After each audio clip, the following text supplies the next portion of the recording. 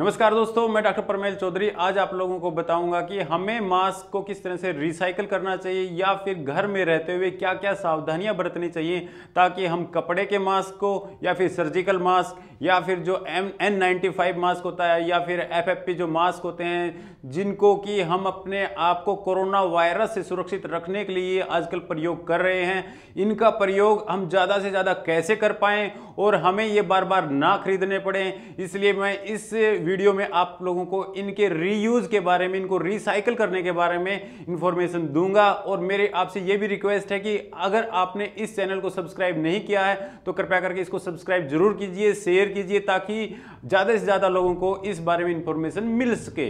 अब दोस्तों सबसे पहले हम बात करेंगे कपड़े वाले मास्क की, जो कि सबसे सस्ते भी होते हैं और हम घर में आसानी से बना भी सकते हैं। इसके जो रीयूज के लिए आपको क्या सावधानी बरतनी है दोस्तों, अगर आप मार्केट में जाते हैं इसको पहन के या आप किसी भीड़ भाड़ वाले क्षेत्र में जब जाके वापस घर में आते हैं तो इसको अगले दिन वैसे का वैसा यूज नहीं करना है जब तक कि आप इसको वॉशिंग पाउडर में या फिर किसी भी साबुन पानी से इसको अच्छे से धोइए और उसको सुखाइए। इसलिए मैं आपको ये बोलूंगा कि आपके पास जो कपड़े वाले मास्क हैं, अगर आपके पास 3 होंगे या 4 होंगे तब भी आपका पूरा का पूरा हफ्ता आसानी से निकल सकता है। तो सर्जिकल मास्क को दोस्तों कभी भी धोना नहीं है, न साबुन पानी से धोना है, ना ही किसी अन्य पानी से धोना है, ना ही इसके ऊपर आप स्प्रे, जैसे कोई भी स्प्रे आप मान लीजिए अल्कोहल का स्प्रे है या फिर कोई भी हैंड सैनिटाइजर का स्प्रे है तो इसके ऊपर छिड़क के यूज नहीं करना है। इसका सबसे जो साधारण उपाय है दोस्तों ये है कि आप 7 मास्क खरीद लीजिए। अगर आपको सप्ताह में 7 दिन मास्क यूज करने पड़ रहे हैं तो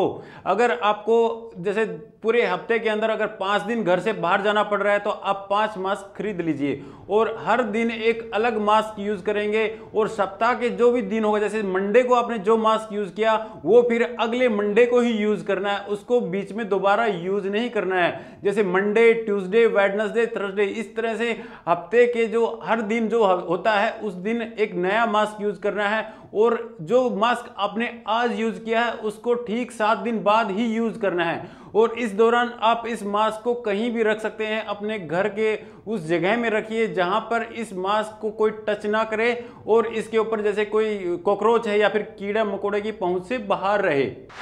अब बात आती है महंगे मास्क की, जो रेस्पिरेटर होते हैं जैसे कि N95 है या फिर FFP के मास्क हैं जो हमारे हेल्थ वर्कर्स को, डॉक्टर्स को, नर्सिस को यूज करने होते हैं कोविड पेशेंट को डील करने के लिए। उसके दौरान भी हम ये सावधानी रख सकते हैं दोस्तों कि जो ये N95 या फिर FFP के जो मास्क हम हॉस्पिटल में या फिर इस तरह के भीड़ भाड़ वाले क्षेत्र में जहाँ पे रिस्क है, जहाँ पे संदिग्ध लोग होते हैं, उनके साथ अगर हमें ये मास्क यूज करने हैं और इनको रीयूज भी करना है तब हम यही फार्मूला अपनाएंगे कि हमारे पास वे कम से कम 7 मास्क होने ही चाहिए। और उन मास्क को हफ्ता में जिस दिन हमने एक मास्क को यूज किया तो उसको सही मार्किंग के साथ हम ऐसी जगह रखेंगे, ऐसी सुरक्षित जगह पे रखेंगे जहां पे कोई भी कीड़ा मकोड़ा या फिर कॉकरोच जैसा कोई भी उसको आसपास ना भटक पाए। और ऐसी जगह रखेंगे वहां पे हमें भी ये इस चीज का ज्ञान रहेगा कि हमने ये जो मंडे को यूज किया था यहाँ मंडे वाले टैग के साथ ही रखना है, ट्यूसडे वाला जो मास्क यूज किया है वो ट्यूसडे वाले टैग के साथ ही रखना है,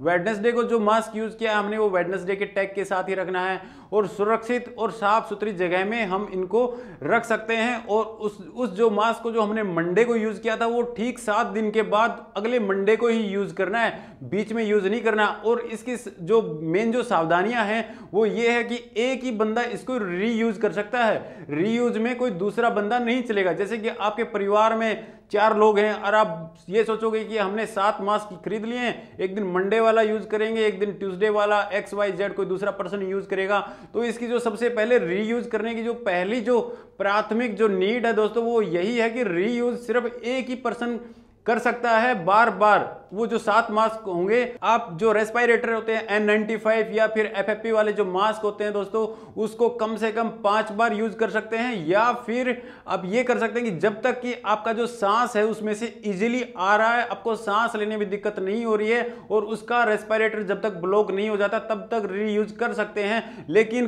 कंडीशन यही रहेगी कि आपने जो मास्क आज यूज किया वो 1 हफ्ते के बाद ही उसको रीयूज कर सकते हैं। और अगर उस मास्क पे ब्लड या फिर कोई स्पूटम या फिर सलाइवा या फिर किसी इन्फेक्टेड पेशेंट का अगर कोई भी पदार्थ या तरल चीज उसके ऊपर लग जाएगी तो आपको उसे रीयूज नहीं करना है, उसको तुरंत डिस्कार्ड कर देना है। उसको जो प्रॉपर जगह होती है डिस्कार्ड करने की, जो उसी के अंदर ही उसे डिस्कार्ड करना है। अब दोस्तों बात आती है कि अगर आप एक हॉस्पिटल में काम करते हैं या फिर ऐसी जगह में काम करते हैं जहां पे ज्यादा वर्कर हैं और ज्यादा मास्क को आप रीयूज करना चाहते हैं, तो कंडीशन यही रहेगी कि एक पर्सन से जो रिलेटेड जो मास्क है वो उसी पर्सन को देना है रीयूज के लिए। लेकिन जो इसके जो हमारे पास जो उपाय हैं वो एक तो सबसे जो बेस्ट है दोस्तों वो ये है कि अल्ट्रा वायलेट रेज का जो एक्सपोजर हम एक मास्क पे करेंगे तो उसके ऊपर से जो कोविड-19 वाला जो वायरस है वो खत्म हो जाएगा। इसके अलावा क्या यूज कर सकते हैं हम, हाइड्रोजन पेरोक्साइड का एक जो स्प्रे होता है फ्यूमिगेशन बना के,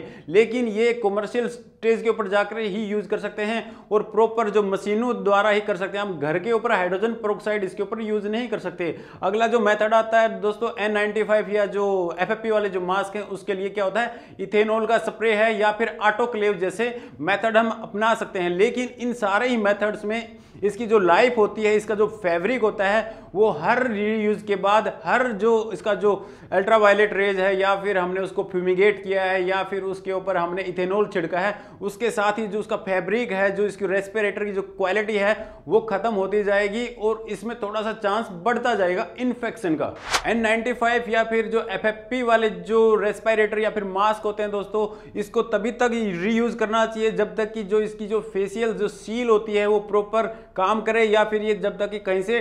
टूट ना जाए, बिखर ना जाए, तभी तक हम इसका रीयूज कर सकते हैं।